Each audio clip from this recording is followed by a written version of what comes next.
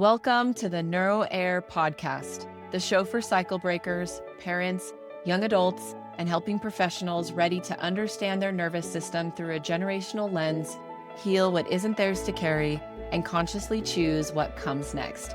Hi, I'm your host, Leanna Hunt, an associate clinical mental health counselor and certified performance coach. Each week, you'll get stories, science, and somatic practices, plus my signature 4N framework: notice, name, nurture, and navigate, to help you honor resilience, break silence, and build deeper connection with yourself and those you love, all while shaping a legacy of safety, freedom, and possibility. Welcome back to the NeuroHeir Podcast. Over the last few weeks, we've talked a lot more about your window of tolerance and expanded the 4 N's by slowing them down: notice, name, nurture, and navigate. And I truly believe that if you've been following along, you are understanding your nervous system a little bit more by now. Maybe you are now identifying cues sooner. Maybe you're more aware when you're moving towards the top or bottom of your own window of tolerance. And maybe you are starting to use a new language to describe your nervous system. And maybe you're still snapping at your kids, or you're still shutting down in hard conversations. Maybe you are still spiraling and overthinking, or still scrolling when you said you wouldn't. And somewhere inside, there might be that quiet thought: why am I not better at this by now? If you felt that, today's episode is for you. Because knowing the work and integrating the work are not the same thing. And getting triggered does not mean that you are failing, or something is wrong with you, or that you are a parent. Remember that awareness lives in the prefrontal cortex, as we've talked about, that logical part of the brain. And those triggers often live in your survival brain. So under stress, as we've talked about, that prefrontal cortex, that part responsible for reasoning and impulse control, can partially go offline. So in the heated moment, you're not accessing the same brain you use while listening to this podcast, for instance, or reading a book, or connecting when you feel calm and supported. So if you quote unquote knew better, but didn't quote unquote do better, that doesn't mean you're broken. It means your nervous system was in charge. There are still moments when David wants to bring something up, something vulnerable, something that's bothering him, something he wants to improve in our relationship. And even though I teach this work, and even though I understand my patterns so deeply, I can still experience my body going into defensiveness. I still feel that tightness in my chest, and my tone still gets sharp and loud. There's this immediate impulse to explain myself or protect myself that still shows up. And afterwards, I can think, I know this pattern, and I do. But remember that knowing the pattern is not the same as having a fully trained response when my nervous system feels threatened. Because in the moment, my body is responding faster than my insight and that logic. Does that make sense? The nervous system runs on repetition, not on inspiring thoughts in the moment. Your nervous system runs on what has been practiced the longest. So instead of shaming yourself for the reaction, it really helps if we can get curious about the nervous system state. And this is where I want to offer you just a really small tool I call the micro state check. You can save these questions. They'll also be in the show notes, but here's how it works. After a moment of activation, just gently ask yourself, okay, what number was I at when I reacted on a scale of 0 to 10? 10 being the most intense it's ever felt in your body. 0, you don't feel it at all. Number 2, can I name what was actually happening in my body? Do I get tight? Was my skin hot? Did I feel more numb and wanting to collapse? And then the 3rd, can I notice what my system wanted to do? Was I trying to defend myself? Was I trying to escape? Was I trying to shut down? Or was I trying to bypass everything that I needed to please the other person? That's it. These questions are really just about noticing. Noticing is our first N, because noticing helps build that integration. And here's a reflection question I want you to sit with also, just to help you understand yourself a little bit more. Where in my life am I expecting cognitive insight to override nervous system conditioning? Again, where in my life am I expecting this logic to override these maybe ancient nervous system patterns. And this question matters. If you believe that knowing something should automatically change your reaction, you might just keep shaming yourself when it doesn't. You might think things like, I know this pattern. Why am I still doing this? Or I've read the books. Why can't I just stop? Or maybe it's, I understand my triggers so much more now, but why do I still get so reactive?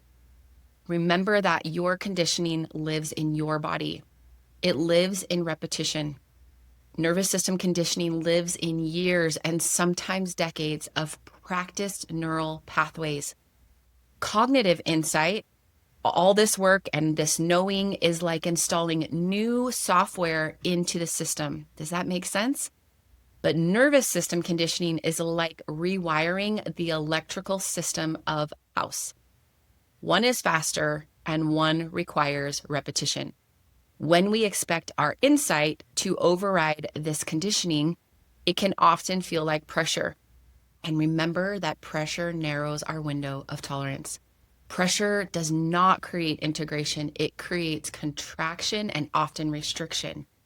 But when you can start to understand that integration requires practice, especially in those safer, calmer moments, you can start to move from shame into strategy and from self-criticism into building skills. That shift alone can help widen your capacity. So if you notice that you've been demanding immediate change because, again, quote unquote, you know better now, let this be your permission to be a little softer with yourself and remember and remind yourself that you are rewiring, and rewiring takes repetition and sometimes a lot of it. And this is where we can gently separate identity from our nervous system states. Because if your nervous system can override your insight under stress, then the reaction you have in the moment is not a verdict of who you are. Remember, it is a nervous system state, and there is a difference between who you are and the states that your nervous system regularly frequents. Why can't I say that? Remember that you are not your activation and your anger is not your character. Your shutdown is not your personality and your overwhelm is not your identity. These are all nervous system states. And a regulated person can still interfight. A healed person might still freeze, and a grounded person can still yell. Remember, we need those states for actual threats. So the goal is not eliminating them. The goal is having shorter duration of those perceived threats, faster recovery time, less shame, and more repair with yourself and with others. Regulation is less about always being calm and way more about flexibility. Let me offer you a brief example. Let's say before you start doing your own system work for your nervous system, that you regularly snapped and then you would justify it. You might stay distant for a day or a few days, and you avoided repair at all costs because that required too much vulnerability. And now you've started doing your own work and you still snap, and here's the but. But you notice it now and you notice it sooner. You are starting to feel the discomfort and the tightness in your chest. You can sit with the shame for a moment, and here's the most powerful part. And then you come back and you repair. You guys, this might not feel like anything big, but it is massive change from what you were doing before. So even if the snap still happens, does that make sense? You are still making huge improvements because we have to redefine what progress looks like. So if your measure of growth is something along the lines of, I never get activated, then you will always feel behind or maybe bad when you do get activated. But if your measure can become, I return sooner than I ever used to, this can help you change everything. Does that make sense? So instead of asking, why did this happen? What would it be like for you to ask, how long did it take for me to come back? Okay, did it take me 3 days or 1 day or an hour or 10 minutes? Maybe start practicing your duration like tracking your duration instead of perfection. So as you start to track, you can start to notice that your capacity is expanding. So instead of taking 3 days to come back, it's only taking you 1. Or maybe instead of a few hours, it's only taking you 10 minutes.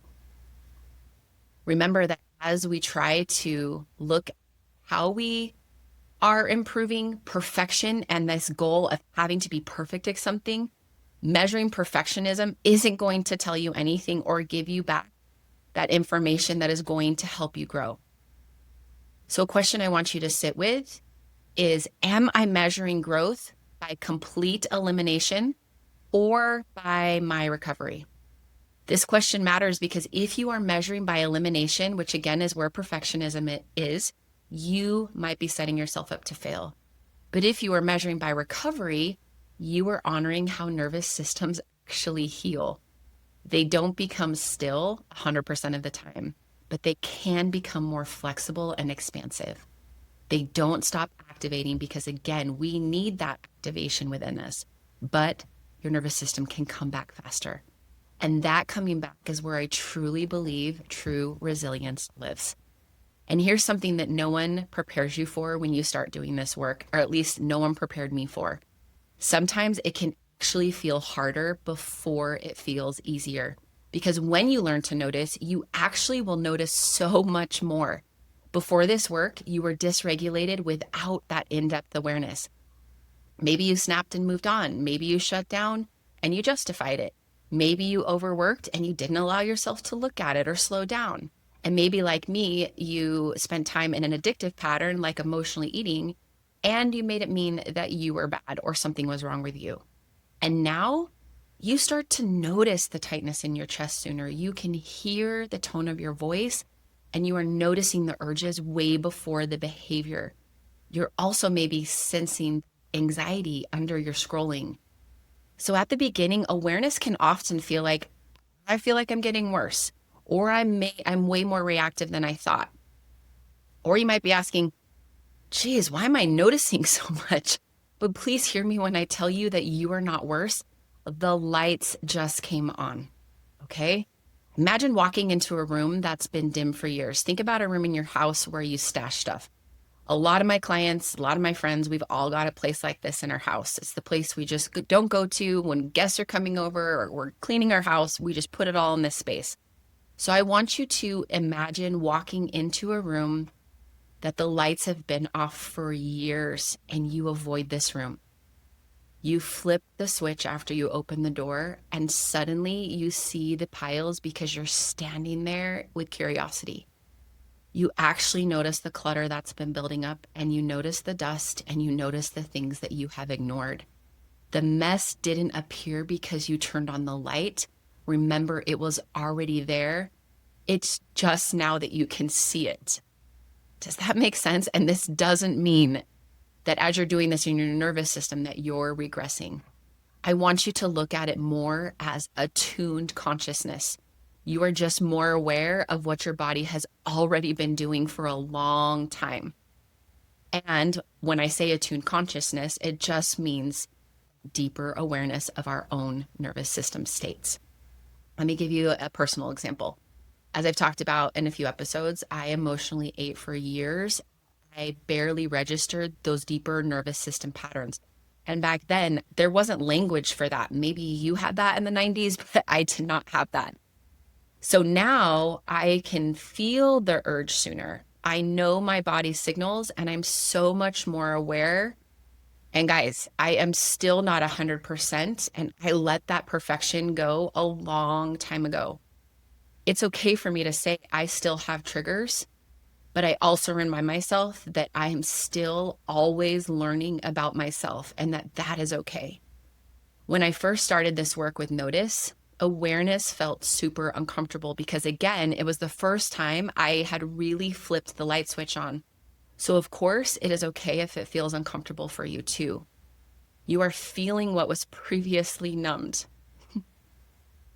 You are noticing what was previously automatic, and that discomfort, oh, my friends, that's growth. So here's a small practice you can try. When you catch yourself in a pattern, instead of instantly going to judgment, and remember, that's just that path that the brain has always done for you, I want you to try to gently say and redirect and just say, the light just came on. Not here I go again, and not I should be past this. Just the light just came on, and look at what I am noticing that I never allowed myself to before. That phrase can really help reduce the shame and reinforce our own personal progress. And it's helping tell your nervous system, this is awareness and not a failure. And remember, awareness widens the window of tolerance for you. Judgment, on the other hand, is part of that constriction, and it narrows it. So instead of asking, am I getting worse? What if you just started asking yourself, what am I noticing now that I couldn't see before? Because what you can see, you now can work with, because you're starting to bring awareness to it and creating a relationship with it. What you couldn't see ran you, and probably ran you for a really long time. And this shift can be massive. Remember, you aren't getting worse, but you are awake now. And being awake is the first step towards real change.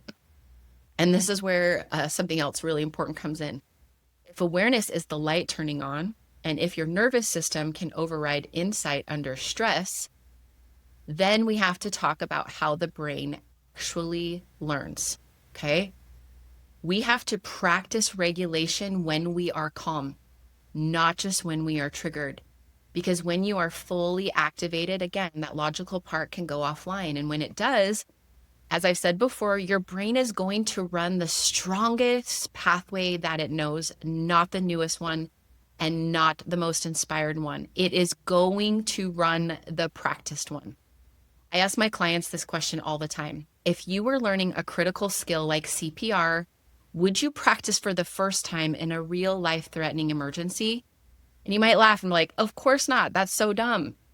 But it's just the same way with our skills. When we think about learning CPR, you're first going to practice in a calmer environment. You're going to have instructors there. You're going to practice on a dummy. And you're going to practice over and over until you get it right, so that when the actual emergency happens, your body already knows what to do. And I want you to think of regulation as the same thing. Let's take a coping skill, for example. If you only try breathing when your activation level is at a 10 and you're fully flooded and activated, that's like attempting CPR for the first time in a real life crisis. But if you can start practicing breathing when you're at a 3 and maybe just mildly irritated, if you can practice naming your state when you're just slightly overwhelmed, and if you can practice stepping away before you're fully escalated, you are building new neural familiarity. You are training your nervous system in safety, and you are creating alternative pathways. And repetition in safety is what helps rewire your brain. Here are a few ways that you can practice when nothing dramatic is happening. Again, we've done this a lot, that diaphragmatic belly breathing, where you inhale through your nose while you're pushing out that lower belly at the same time, and then just having a mindful, longer, slower exhale. Do this a few times in a row, and maybe just a few times a day.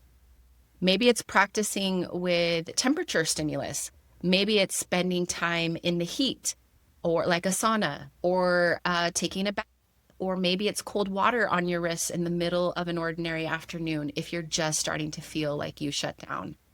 Maybe it's just taking a 90-second pause before responding to a text. And sometimes I have clients use timers to help them take that 90-second pause. So instead of sending the text, they go to their timer app and just press start, set their phone down, go do something else, and come back, and then decide, do I want to send that text? Maybe it's doing something bilateral. Bilateral is working with both sides of your body, and that helps bring that brain regulation back online, where your logical and emotional brain can start working together. So an easy one and free is bilateral walking.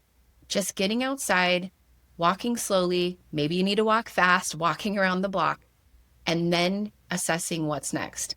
Or maybe it's just one compassionate sentence in a mildly stressful moment, like, this makes sense. Remember, we want to practice these kind of skills and tools daily because regulation is not something you pull out in emergencies. It's something you have to train into your body. Here's a question for you to ponder on. Am I practicing regulation skills when nothing is wrong, or just trying to save them when I am already fully activated or shut down? If the only time you reach for tools is when you're drowning, of course it's going to feel hard or like they don't work because you haven't built the muscle in your calmer states. It's going to change through repetition when you feel safer and calmer. And there's another piece we have to bring into this conversation, because even if you practice when you're calm, even if you're aware, and even if you're doing the work, your window is not static. Even a wide window of tolerance is still going to shrink under stress load. And this includes a lot of things we experience as parents and just human beings, such as things like sleep deprivation, hormonal shifts, general life conflicts, social media overloads, blood sugar dips, maybe unprocessed grief, or just big life transitions. Your capacity can also shift based on what you're carrying and just what you're experiencing in your day-to-day life. So again, that reframe, instead of asking what's wrong with me, I want you to start to even get more curious, like, what's my stress load like right now? Does that make sense? Because those are two very different questions. When we sit in what's wrong with me, again, that can often create shame, self-judgment, and the other can help us have more information. Let me give you an example. Maybe you lost your patience today with one of your kids. And again, your first thought was something along the lines of, man, I should be better at this by now. But let's look at the context. Okay, you slept for 5 hours, which is not enough. You skipped lunch again. You had 3 hard conversations back to back, and you consumed 2 hours of high conflict media. As you start to look at that, you're like, man, I am carrying something emotionally heavy and multiple things that I haven't allowed myself to process or sit with. You're like, this is because of my stress load. And remember, when our stress load rises, our capacity narrows. So here's something simple you can try if you are realizing that you are carrying a lot of stress. I like to call it a basic stress inventory. David and I call it our Sunday evening check-in when we do it together. And we also try to do this on our own. And it's helpful, again, to do this, not when you feel like you're in crisis, okay? So we try to do this once a week. Take a self-reflection. How was my sleep? What was my food intake like this past week? Did I move my body in healthy ways? What was my emotional overload like? Let me check my screen time. How was my digital input? And practicing this is not, again, about creating self-judgment. It is to give yourself more information, because regulation improves when our capacity improves. And capacity often improves when we can just respect and look back at the basics. Remember, you cannot meditate your way out of chronic sleep deprivation, and you cannot breathe your way out of a completely overloaded schedule. So sometimes the most regulating things that you can do is to reduce your stress load. Does that make sense? Here's a question. If you feel like you're carrying so much, something that you can ponder on. What is narrowing my own window of tolerance that I'm pretending doesn't matter? Is it my phone habits? Is it my lack of sleep? Am I skipping meals?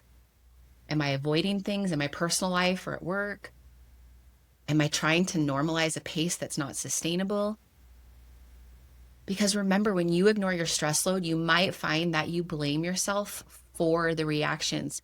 But when you can start to acknowledge your stress load of your everyday life, you can start to create space for more self-compassion. And self-compassion is such a beautiful practice. And compassion is one of those things that helps us widen our window. Okay, so after everything we've talked about today, so much about awareness and practice and stress, noticing our nervous system states versus having it mean something about us, the real question becomes, what do we actually do when we get triggered? Because remember, those triggers are still going to happen. And so this is where something I live by comes in. Regulate, repair, rise, and repeat.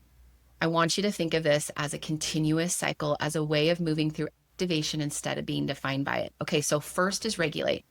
When you're activated, the first step is always safety.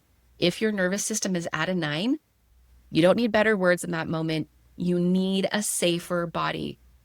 Because when the body feels threatened, again, those insights aren't going to land very well. Logic isn't going to land. Even the best communication tools probably won't work. So here's an example, again, about you snapping at your kids. So you snap at your kids, you feel that heat rise in your face, your voice gets loud, and the room starts to feel like it's almost electric. So before you justify, before you explain, or before you spiral into that severe self-guilt, you pause and you regulate. Maybe you excuse yourself to go into your room or step into your bathroom if you need to. You splash cold water over your face, or you drink a glass of cold water. You just sit there and look in the mirror and slow your exhale. You feel your feet on the floor and you lower the activation before you do anything else. Because regulation can soften that storm. Remember, regulation isn't going to prevent the weather, but it can prevent escalation. Here are a few more ways that you can regulate in the moment. You can ground through your senses. Name what you see. Just notice all the things around you that you hear. Or maybe you want to feel different fabrics or your pet or hug one of your kids. Okay? Exhale longer than you inhale. Maybe it's moving your body like 20 jumping jacks or push-ups or just that brisk walk outside. Maybe it's just placing a hand on your chest with gentle pressure. None of these are going to change your life, but they can shift your state. And remember, your nervous system state determines your access to your choices. Number 2 is repair. This is where so much healing actually happens. Repair transforms shame into connection. And if you grew up in a home where repair didn't happen and you were never shown how, this step might feel extra vulnerable for you and even uncomfortable. But it is powerful, and remember that learning repair is how lineages shift. So let's go back to the example. You snapped, you then regulated, and now you return to your child and say, I am sorry, I was just feeling so overwhelmed and this had nothing to do with you. You do not have to blame, you don't have to justify, you just own your nervous system state. Or maybe the repair is internal, like saying something to yourself. That reaction, Leanna, makes sense given our stress load today. Repair can prevent rupture from becoming our identity. And a dysregulated moment does not have to define you or your relationships, but a lack of repair can for sure influence them. And that's not to shame you, it's actually to help you feel empowered, because repair is always available. Here are some simple repair tools for you. Maybe it's just a simple apology without over-explaining. Maybe it's just naming your nervous system state out loud to yourself or to your family. Maybe it's making eye contact and softening your tone intentionally. Maybe it's asking forgiveness or a self-forgiveness statement to yourself. Or maybe it's taking a few minutes at the end of the day to just write a few things in your journal, like noticing what happened, what you felt, and what you want to do differently next time. Remember, repair helps restore that safety, and safety widens your capacity. And finally, we rise. Only after regulation and repair, we rise. And what do I mean by rise? Rising is that integration. It's the moment when your nervous system is calm enough to reflect instead of react. It's asking, what did this activation actually teach me? Again, instead of what's wrong with me. It's asking, what is my stress showing me? Again, it's going back, starting with your basic core needs. Was I sleep deprived? Have I been avoiding a boundary? Am I trying to do too much alone? Rise is truly where that awareness becomes wisdom. It's where our triggers can become some of our most profound teachers. So let's say this again. You snap at one of your kids, you then regulate, and then you repair with them. And then later, like maybe at the end of the day, you reflect. You're realizing, man, I've been saying yes too much. I have been avoiding conflict until I explode. I noticed this last week. I have not been eating regularly, and then I crash every afternoon. I will say it again because it's so important. Remember, awareness is what helps ultimately lead to change. Way more than shame or self-attacking ever will. Maybe for you, rising looks like setting a boundary you've avoided. Maybe it's reducing your schedule by just one thing. Maybe it's deleting an app that's dysregulating you. Maybe it's scheduling therapy. Maybe it's setting timers so that you remember to eat lunch. Maybe it's going to bed even just 30 minutes earlier. Okay, we don't skip to rise. We regulate, we repair, and then we rise. Because if you try to rise without regulating, you might be bypassing something really important. And if you try to rise without repair, you might build resentment. But when you can move through this full cycle, powerful things can start to shift. The trigger doesn't disappear, but it no longer owns you. Let me say that again. Does that make sense? The trigger doesn't disappear, but it no longer owns you. So let's just place one hand on our chest for just a moment. Take one slow breath in through the nose and gently ask myself, where in my life am I still being so hard on myself? Just notice, just that awareness. Remember, regulation is a relationship. It's a relationship with yourself. If staying connected to yourself, even when your nervous system spikes, and that relationship with yourself is how lineages can change. Because when you regulate instead of escalate, when you repair instead of withdraw, and when you rise instead of shame, your children experience something different. Your partner can experience something different. Your experience can be different with yourself. Your triggers can start to become turning points. Regulate, repair, and rise. This is how nervous systems change. This is how capacity expands. This is how shame starts to loosen its grip. And this is how we move from reaction to wisdom. And this is how we become the steady nervous system in our lineage. And I want you to see something as we close. Regulate, repair, and rise. This isn't separate from the four ends we've been building, but it's how they live. Notice is the moment you realize you're activated. Name is identifying the state. Nurture is regulation. It's bringing safety back into the body.